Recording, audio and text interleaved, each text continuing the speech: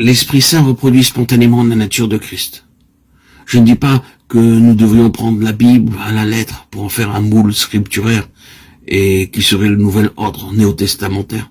Il ne s'agit pas de cela. Ce n'est pas ainsi que l'œuvre s'est développée au commencement.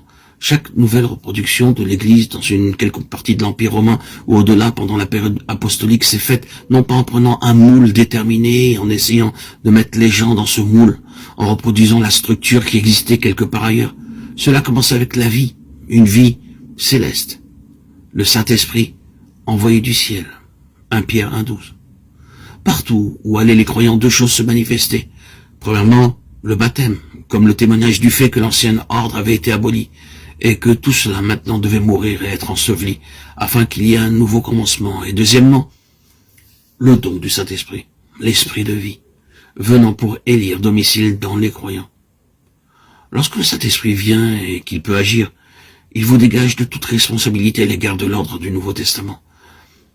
Vous n'avez plus de fardeau ni de responsabilité à ce sujet-là, pas plus qu'un arbre ne peut en avoir pour produire des feuilles et porter des fruits. Aucun arbre ne passe des heures et des heures en s'inquiétant et en se demandant comment vais-je pouvoir porter des feuilles et comment faire pour que mes fruits se développent. Il vit tout simplement. Il demeure dans le courant de cette vie et tout le reste se fait. C'était la glorieuse spontanéité des églises du Nouveau Testament. Cela s'est manifesté tout simplement. Le Seigneur doit aussi avoir cela en nous, constitué de manière céleste par le Saint-Esprit, et non par un homme avec la conception qu'il peut avoir de l'Église et de son gouvernement, de son moule et de sa structure en disant « Voici notre conception biblique de l'Église ». Non, c'est le produit de la vie. Quand le Saint-Esprit peut agir librement, les choses se font d'une certaine manière et prennent une certaine forme. C'est la forme de Christ. Le Saint-Esprit a toute la responsabilité. Je bâtirai mon Église. Le Seigneur Jésus l'a dit, Matthieu 16, 18. Et il l'aura. Il aimerait le faire là où nous sommes.